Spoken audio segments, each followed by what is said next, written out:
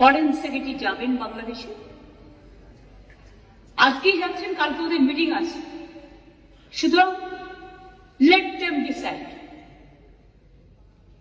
এই ব্যাপারে আমি পরিষ্কার বলি, এক্সটার্নাল অ্যাফেয়ার্স এর ব্যাপারে উই নেভার ইন্টারফেয়ার। আমাদের দলের পলিসি হচ্ছে, এবং আমাদের সরকারেরও, আমরা সবসময় এই ব্যাপারে গভর্নমেন্ট অফ ইন্ডিয়া যে গাইডলাইন্স দেয়, এক্সটার্নাল অ্যাফেয়ার্স যে গাইডলাইন্স দেয়, এটা কিন্তু আমরা মেনে চলি।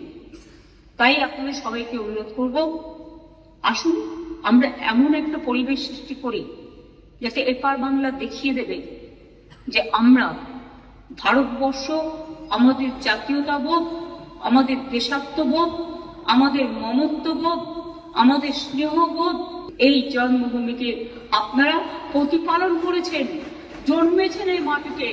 এই মাটিটাকে সমৃদ্ধ করুন, ভালোবাসুন, এবং যদি কেউ বিচ্ছিন্ন করতে আসার চেষ্টা করে তাকে প্রতিরোধ করুন, এবং সেক্ষেত্রে বাঁধ ভেঙে দিতে হবে।